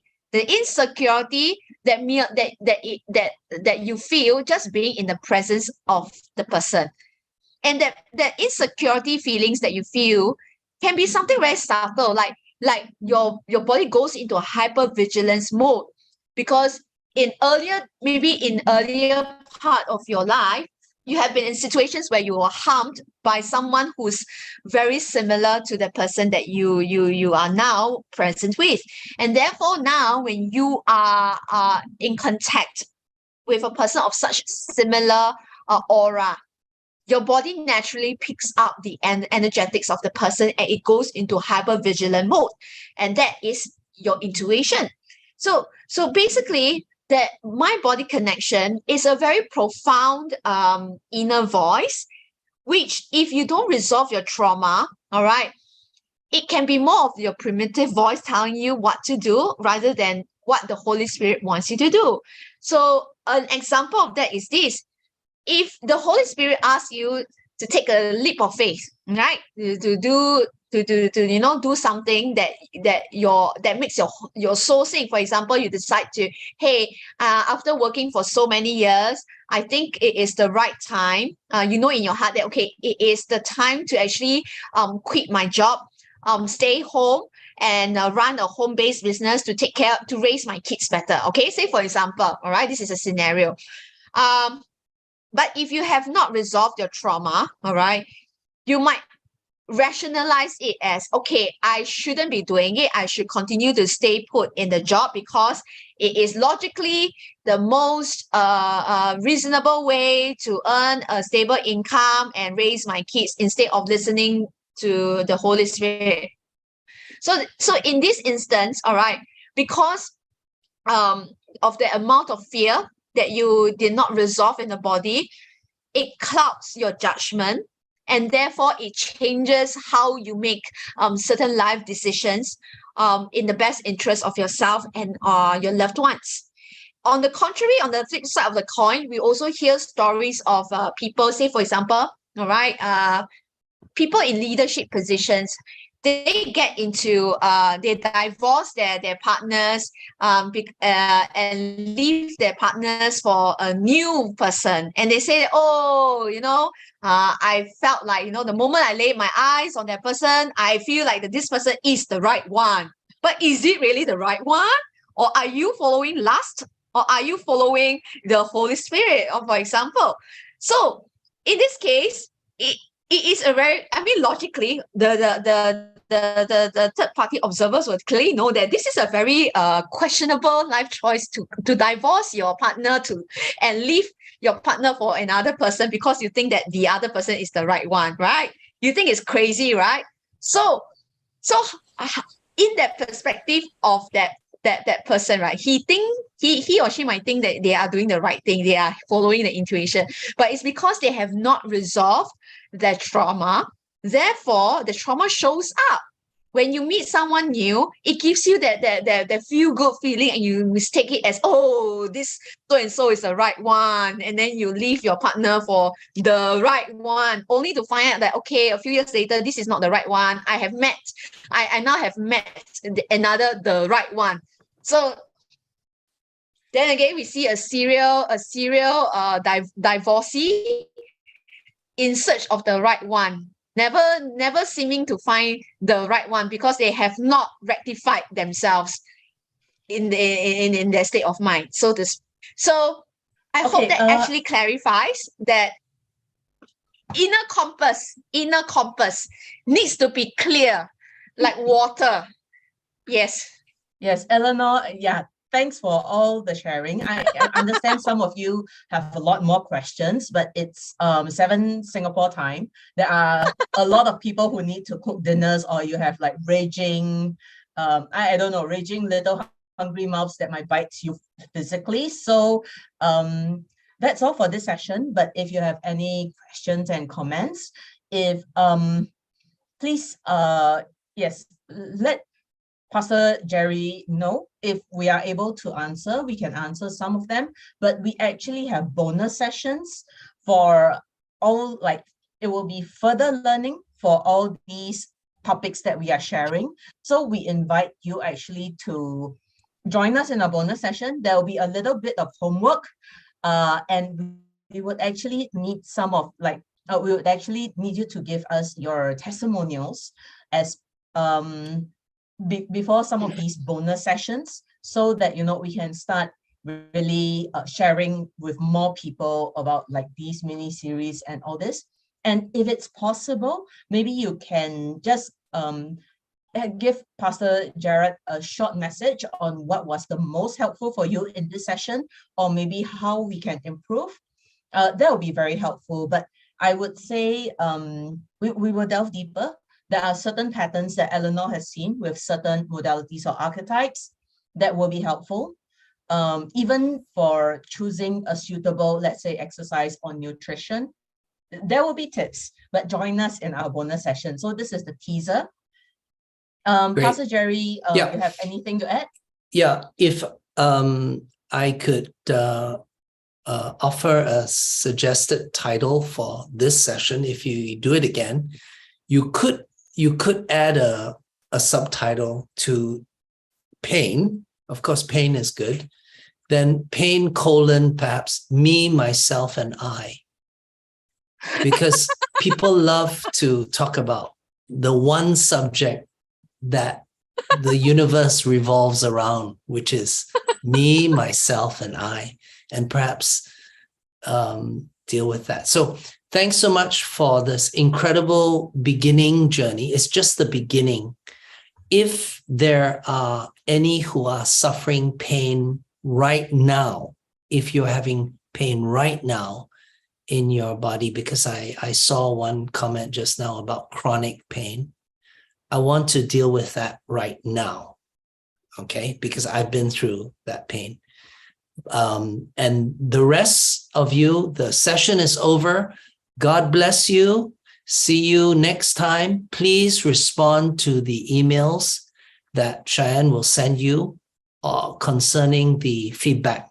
Okay, so there's no cost for this run, for this course, except that you could give your testimonial. That would really be good. And let's do it straight away.